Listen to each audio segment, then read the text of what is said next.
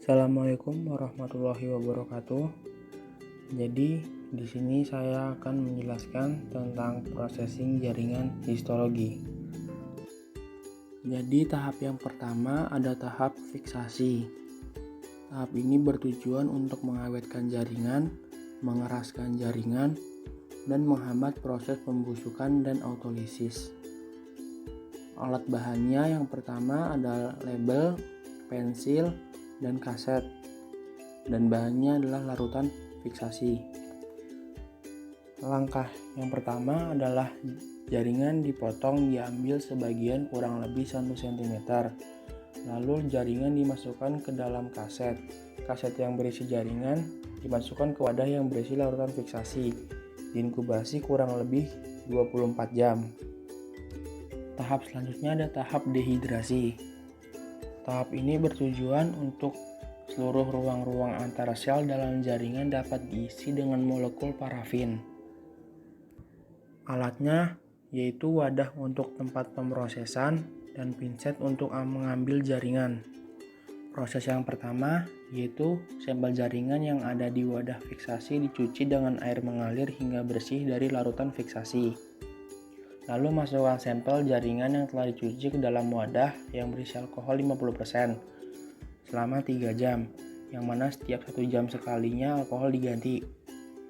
Dan jika sudah, masukkan ke dalam alkohol yang berisi 70% selama 3 jam, yang mana setiap 1 jam sekalinya juga diganti.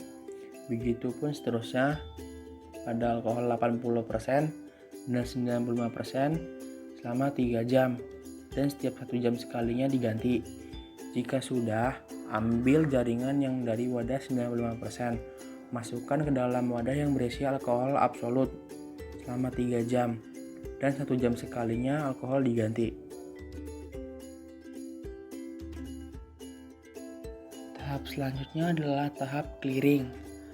Tujuan dari tahap clearing ini agar jaringan dapat dimasukkan ke dalam parafin.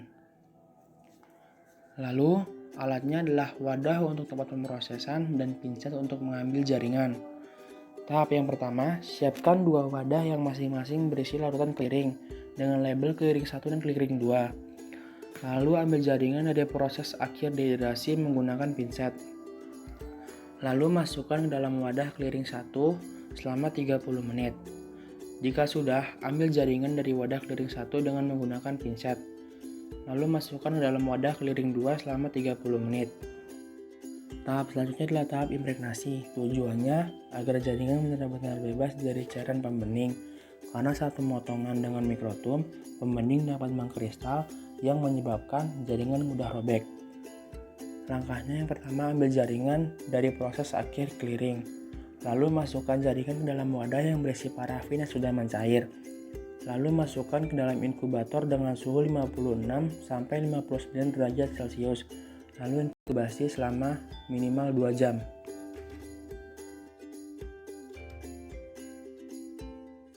Tahap selanjutnya adalah tahap blocking atau pengecoran. Tujuannya yaitu agar mudah diiris saat dipotong dengan mikrotum.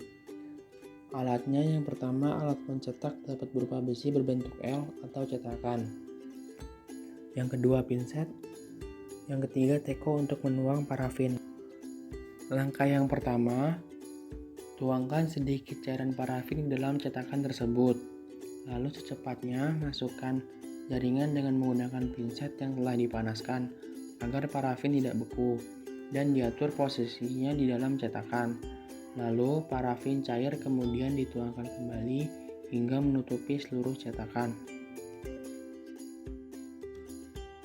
Tahap selanjutnya adalah tahap sectioning, yaitu agar jaringan dapat dipotong dengan sangat tipis dan direkatkan pada objek gelas. Alatnya yang pertama mikrotum, pisau mikrotum, water bath, gelas objek, blok parafin, dan sengkelit atau kuas. Yang pertama, rekatkan blok parafin yang mengandung preparat pada tempat duduknya di mikrotum. Lalu letakkan pisau mikrotum pada tempatnya dan atur sudut kemiringannya.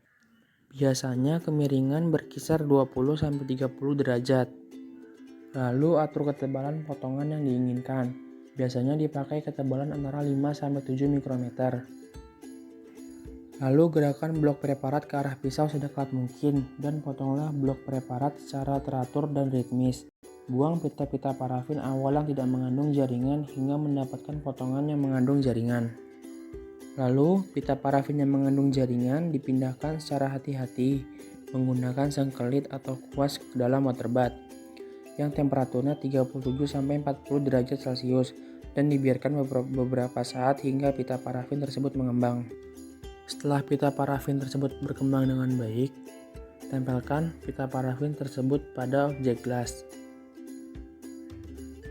Dengan cara memasukkan gelas objek ke dalam water bath dan menggerakkannya ke arah pita parafin. Dengan menggunakan sengkelit atau kuas, pita parafin ditempelkan pada gelas objek. Gelas objek digerakkan keluar dari water bath dengan hati-hati agar pita parafin tidak melipat. Setelah air kering dan pita parafin telah melekat dengan kuat, simpan gelas objek berisi potongan parafin dan jaringan sampai saatnya untuk diwarnai.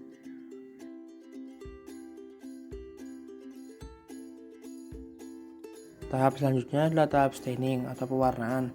Proses ini adalah proses pemberian warna pada jaringan agar dapat dikenali atau diamati dengan mikroskop. Tujuan dari staining agar terjadi proses timbulan warna pada jaringan. Prosedur pewarnaan yang pertama, preparat hasil sectioning dimasukkan ke dalam silol 1 dan silol 2 sampai parafin hilang dari preparat, masing-masing 5 menit.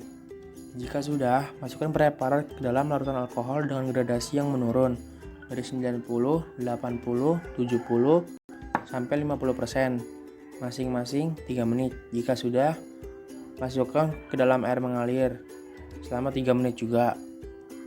Kalau sudah, masukkan ke dalam larutan hematoksilin selama beberapa menit, tergantung pada umur hematoksilin dan kedalaman warna yang diinginkan. Jika sudah, bilas dengan air mengalir sampai benar-benar bersih.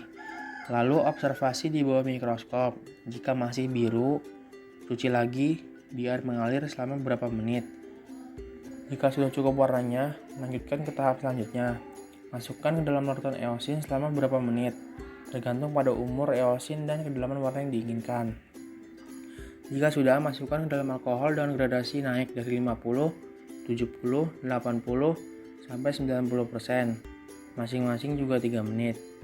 Jika sudah, preparat dimasukkan ke dalam silol 1 dan silol 2, masing-masing juga 3 menit.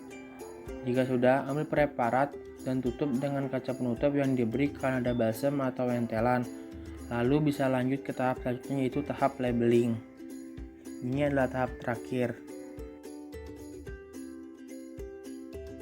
Tahap selanjutnya adalah tahap labeling. Tahap ini adalah tahap yang terakhir. Tujuannya untuk menghindari kesalahan atau tertukarnya preparat satu dengan yang lainnya. Prosedurnya yang pertama, ambil preparat hasil pewarnaan. Tulis label sesuai dengan identitas pasien, lalu tempelkan pada preparat.